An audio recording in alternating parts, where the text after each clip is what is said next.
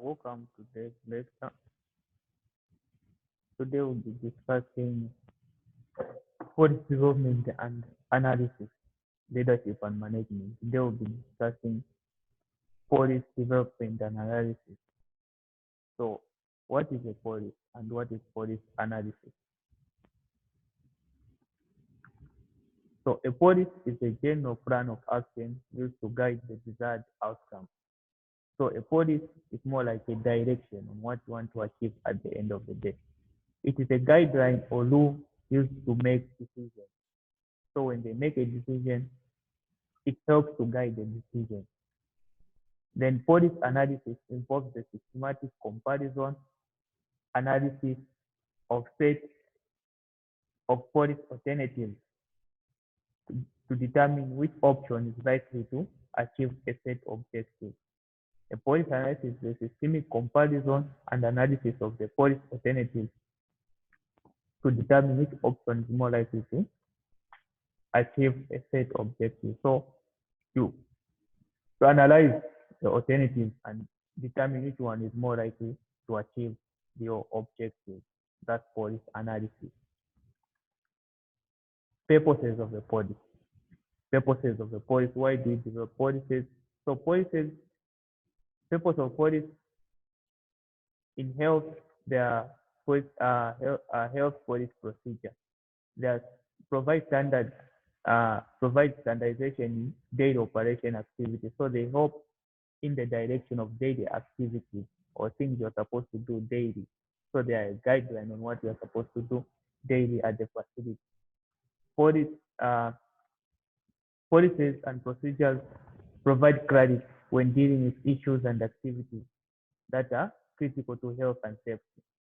So there are certain policies which have been placed. For example, Corona, they have come up with different policies which we need to improvise, like the mandatory wearing of a mask. It's a policy which the government has established. So they help to provide safety and also prevent the spread of diseases. So these policies are procedures or guidelines that help even in healthcare. A policy is used to communicate to employees the desired outcome of the organization. Policies are also used in organizations. They help in directing the organization on what the organization wants to achieve at the end of the day. So they are broad state which has to be achieved and why and answer major operational issues. So they are guidelines in the operation of the so many things in the organization. Policies again help employees understand their roles and responsibilities within the organization. So most organizations have policies. So these policies, they help each employee in the organization to understand their roles and responsibilities within the organization. Process of policy development. There are basically four processes of policy development. The first one is identify a problem. The second one is formulate a policy. The third one is implementation of a policy change. And the last one is evaluating the results. So the first one is identifying the problem. Second, formulating a policy. Third, implementing the policy change. And the last one is evaluating the results. Evaluating the results. So the first one, identifying the problem. This is the first important step in policy development. First, you need to identify the problem. What is the problem? What is the magnitude of the problem? You need to understand the details of the problem, its causes in detail. This stage involves determining how aware the public is to the issue, deciding what to participate in fixing it.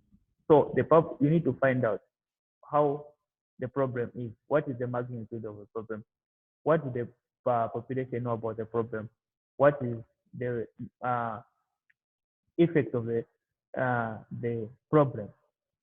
That will even help in finding solutions to the problem. So the first step is identifying the problem. For example, for coronavirus, people have to identify the problem. How is corona spreading?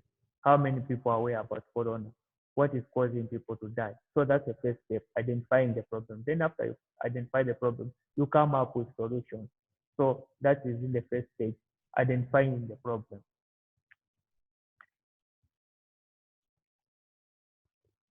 The second step is formulating a policy to resolve the problem. So after identifying and studying the problem, a new policy may be developed. So this step is basically marked by decisions and debate to identify potential obstacles. So after the problem has been identified, people need to debate. They need to find out. They need to discuss and debate potential obstacles. What is causing the problem? They need to debate that.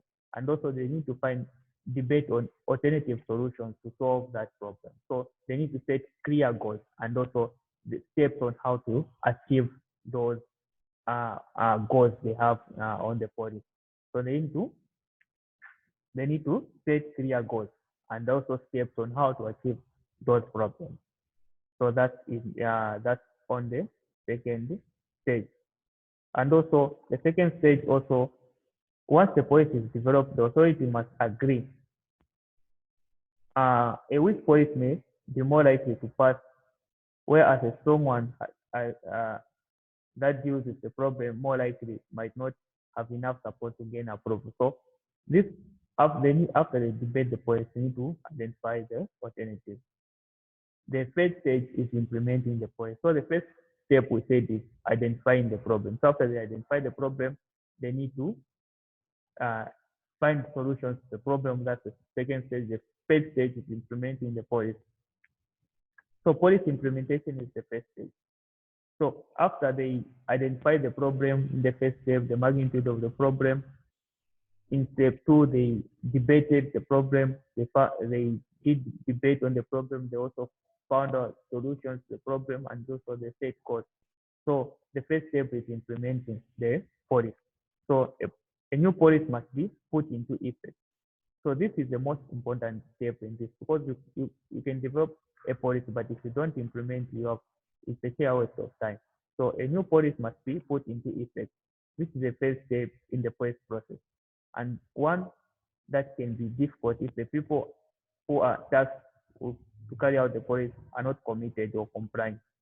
So during the policy formulation step, you need to make sure that people are involved also in the people who are implementing the policy are also involved in people are formulating the policy are also involved in the implementation stage.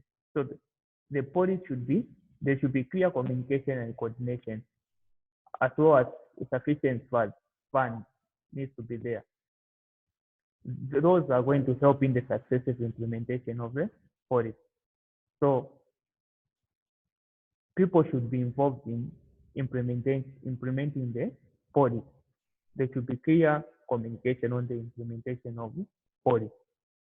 So let's look at the final stage in policy development, evaluating the effect of the policy, evaluation of the effectiveness of the policy. So the final stage in the policy development is known as evaluation.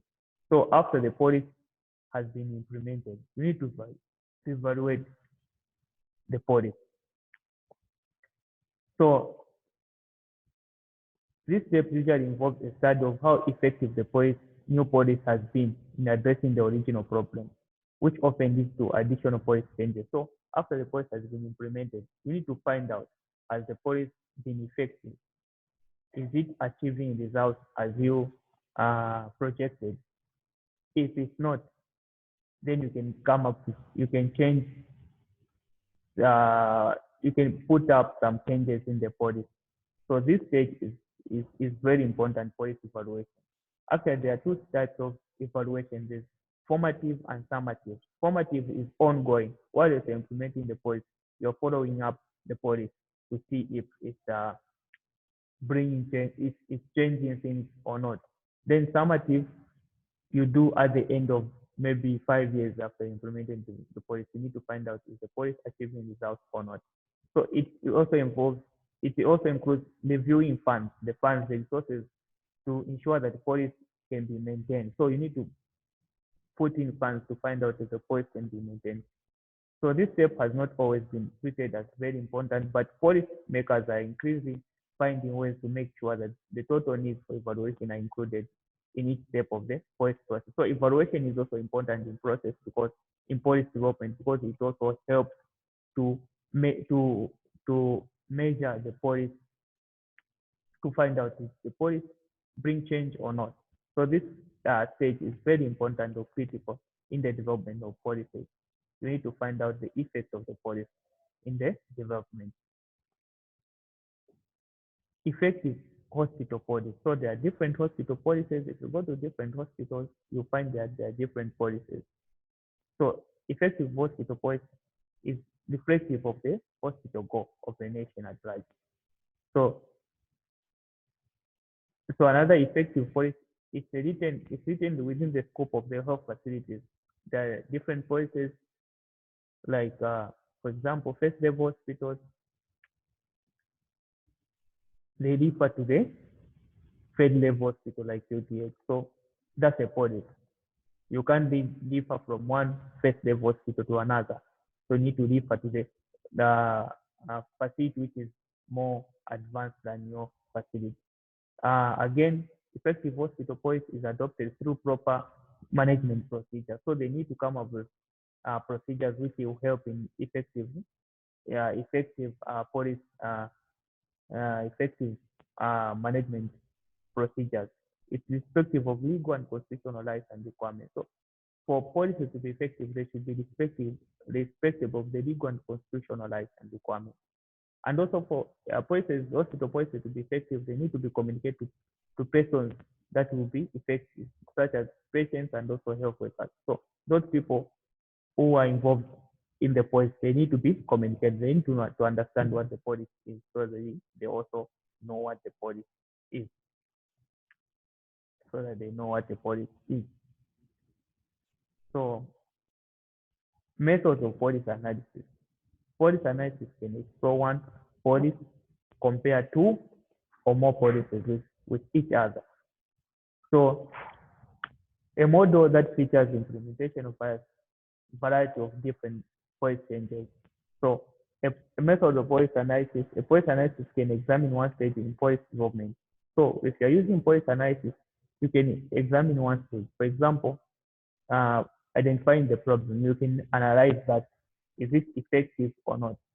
So policy analysis can examine one stage of policy development or look across all the stages of policy analysis from design to implementation and evaluation. So these method of policy analysis are very important because they look at all the stages in the policy cycle, the ones we mentioned, like identifying the problem, formulating the problem, and also implementation and evaluation. So the following is a review of the most prominent methodologies used in policy analysis: describe, analyze, and compare policies.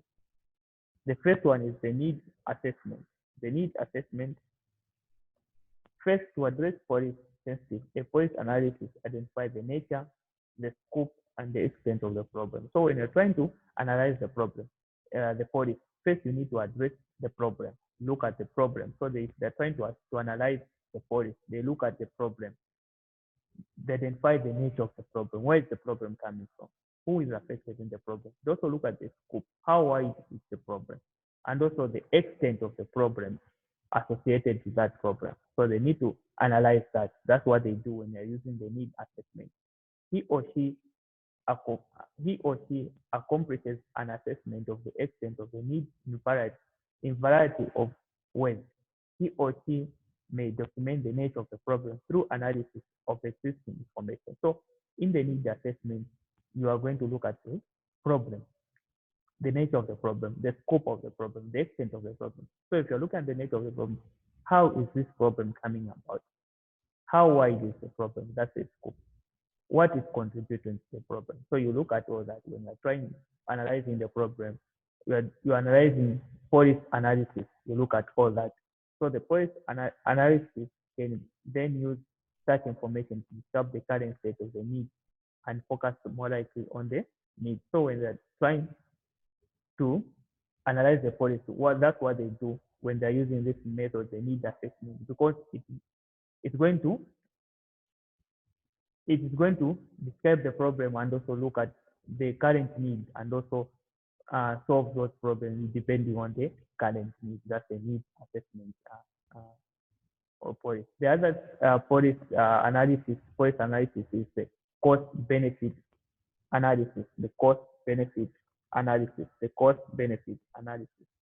So the cost benefit analysis is the approach that attempts to relate direct and indirect costs of policies, direct and indirect costs of the policies, and direct and indirect benefits of those policies. So when they're looking at they're analyzing policy analysis, they look at the policy.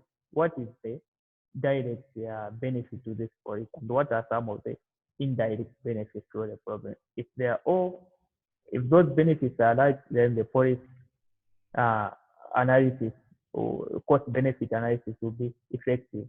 For cost benefit analysis, requires both the cost and the benefit of the policy are calculated in terms of money. So they are going to calculate what is the money associated in the implementation of the policy. If the benefit is larger than the cost, then it's fine. The process can go ahead. Cost effective analysis. This is another policy analysis to the use. Cost effective analysis looks at the cost of different policies in achieving the desired policy result. Looks at the cost of different policies in achieving the desired policy result. So this one, they are going to look at the cost of different policies in achieving the desired policy result.